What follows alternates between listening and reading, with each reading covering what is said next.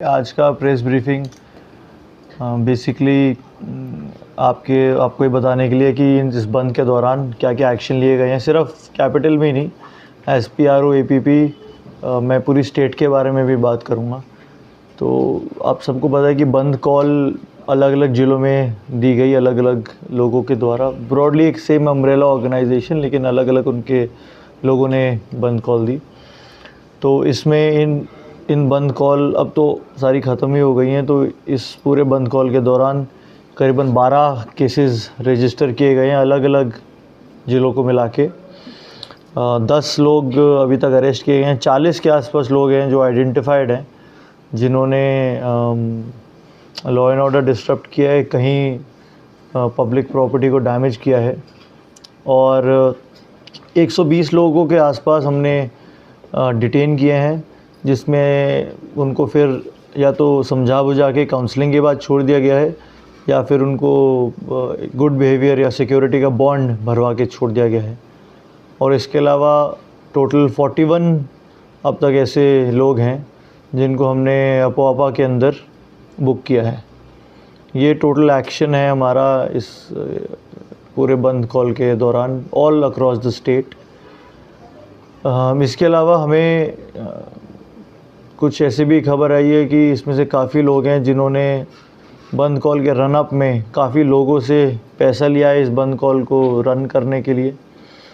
तो next phase अब हमारा केस रजिस्ट्रेशन और आइडेंटिफिकेशन ऑफ क्रिमिनल एलिमेंट्स और फिर अरेस्ट, और उसके बाद नेक्स्ट जो हमारा फेज़ रहेगा वो फाइनेंशियल इन्वेस्टिगेशंस का रहेगा, जिसके अंदर हमने अब धीरे धीरे आइडेंटिफाई करना शुरू कर दिया है कि ये कौन से क्रिमिनल एलिमेंट्स हैं जिनके अगेंस्ट हमें खबर आई है कि इन्होंने काफ़ी ज़्यादा पैसा बाकी लोगों से लिया है इस कैंपेन को रन करने के लिए जो एंटी सोशल है।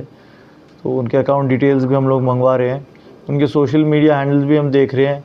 देखिए, अगर आपको किसी चीज़ के अगेंस्ट कुछ बोलना है, that is all right, that वो आपके डेमोक्रेटिक राइट है। लेकिन आप कुछ अगर ऐसी बात करते हैं सोशल मीडिया पे जो इलीगल है, अगर आप किसी के पर्सनल एट्रीब्यूट्स को जैसे अगर आप टारगेट करते हैं, तो वो चीज़ भी हम देख रहे हैं, इन्वेस्टिगेशन का वो भी पार्ट बनेगा। इसके अलावा जहाँ जहाँ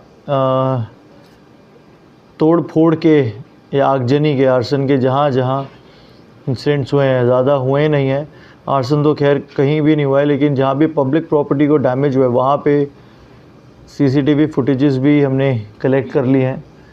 और जो भी ऐसे ग्रुप्स हैं जिन्होंने मिलके काम किया है और हमें आइडेंटिफाई हुए, अरेस्ट हो गए हैं, तो उनके जितने भी मोबाइल फ़ोन्स हैं वो भी हमारी कस्टडी में है। तो बहुत ही डिटेल्ड मोबाइल फोरेंसिक्स भी उन पे किया जा रहा है। ये एक्शन बताने का सिर्फ मेरा मोटिव ये है कि अगर बंद कॉलर्स या फिर ऐसे लोग जो चाहते हैं पब्लिक ऑर्डर डिस्ट्रॉय हो या उस पर इम्पैक्ट पड़े, अगर वो ये सोचते हैं कि आके पब्लिक प्रॉपर्टी डैमेज कर सकते हैं, लोग जो हमारे सिटीजन हैं उनकी रोज़मर्रा की ज़िंदगी को इम्पैक्ट कर सकते हैं और उन पे कोई भी लीगल एक्शन नहीं होगा, तो ये काफ़ी गलत है। मेरा मैसेज ये उन तक पहुंचाने का यही इरादा है कि अब आपने अगर ऐसा किया है तो लीगल एक्शन जो भी रहेगा उसके रेपरकशंस के लिए भी आप रेडी रहें। और सिमिलरली ये अपील मेरी अपने कॉमन सिटीज़न से भी है कि जो भी अगर आपके मन में डर रहता है कि बंद कॉल दिया गया है और आप अगर उसको सपोर्ट नहीं करेंगे, और उस बंद कॉल के सपोर्ट अगर आप आइडियोलॉजिकली कुछ अगर सोचते हैं उसके बारे में तो अलग बात है, लेकिन मोस्टली जितना मेरा इंटरेक्शन हुआ है, लोग डर के मारे कि अगर बंद कॉल है और अगर हमने अपनी दुकानें खोली या फिर हम अब बाहर अगर अपने काम में जाते हुए दिख गए तो हमें रोक लिया जाएगा या हमारी दुकानों पे पथराव होगा। पहले काफ़ी बार ऐसा हुआ है। अगर इस तरीके का आपको डर रहता है तो पहले मैं कल तक सिर्फ प्रिवेंटिव पुलिसिंग के बारे में ज़्यादा बात कर रहा था क्योंकि बंद कॉल चल रहा था। अब क्योंकि वो ओवर हो गया तो प्रिवेंटिव पुलिसिंग के साथ साथ मैं ये मैसेज भी देना चाह रहा हूँ कि जिन लोगों ने ऐसा इस बार कोशिश किया है उनके ख़िलाफ़ बहुत ही स्ट्रिक्ट लीगल एक्शन लिया गया है और इन्वेस्टिगेशन हमारा काफ़ी इन डेप्थ जाएगा।